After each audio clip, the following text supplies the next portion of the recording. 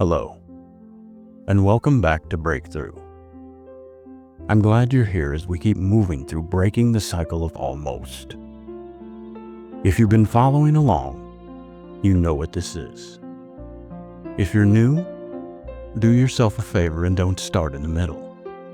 Pause this and go back to episode 1. The story is meant to build, and it hits different when you walk it in order. All right. Take a breath. Let's step into today's episode. Adoption came later, and from the outside it sounds like salvation. It's the part of the story where people exhale and say, finally, everything is okay. Adoption can be beautiful. It can be holy. It can be a gift that rescues children from instability. I believe that without hesitation. But adoption is not a magic trick. It doesn't walk into your bones and sweep out echoes. A signature can change your legal status in a day. It cannot rewrite the nervous system overnight. I can still picture the kind of room where forever gets declared. Not my specific room as a polished photograph, but the familiar ingredients.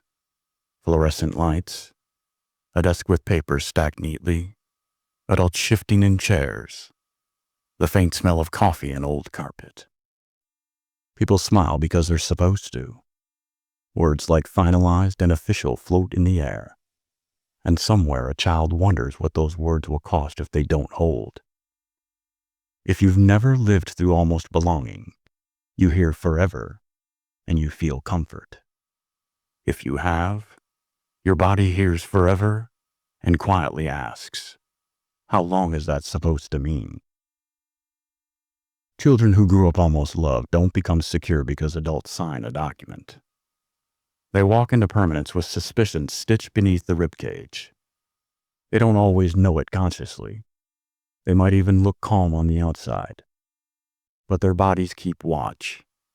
Their hearts keep record. Survival instincts do not clock out because a judge bangs a gavel. They stay on duty, reading tone, reading silence, reading the subtle shifts that signal danger before danger has a name. Inside that home, love existed, and so did something else. Something sharper, something stricter, something that watched who you were becoming far more than it cared who you already were. Security came with conditions. Provision came with pressure. Approval felt measurable, like something you could earn and lose.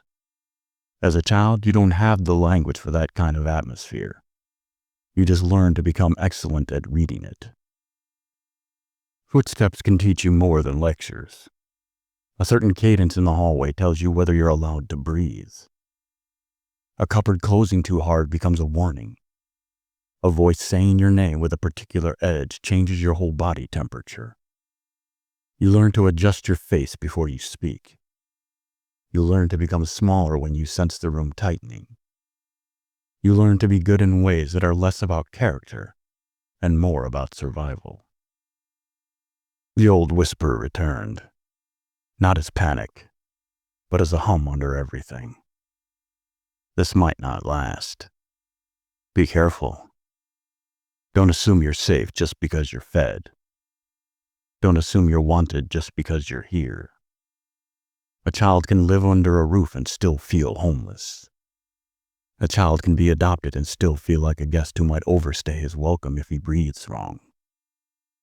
Some wounds cut skin. Some bruise muscle. Some rearrange identity. The deepest wounds don't always announce themselves with blood. They rewrite the definition of family. They convert home into a fragile idea instead of a place. When the words came later, when I was told as a teenager that the people who had promised forever no longer intended to keep it, that I was being returned, dismissed, unclaimed, those words didn't just shatter trust. They rewrote the blueprint of what love meant. I can't overstate what it does to a child's inner world when permanence reverses. People imagine one dramatic scene, a shouting match, A door slammed. Sometimes it's quieter than that, and that is what makes it colder. Administrative sentences can carry the weight of a verdict. An adult can say something life-altering with the same tone they used to talk about groceries. The message still burns. You are almost family, almost worth the effort, almost worth the inconvenience. Almost. Thanks for spending these minutes with me. Breaking a cycle rarely happens in one dramatic moment. It happens in small, steady breakthroughs, one step at a time. If something in today's reading stayed with you, leave a comment and tell me what landed. And if you want to keep walking with me, subscribe so you don't lose the thread.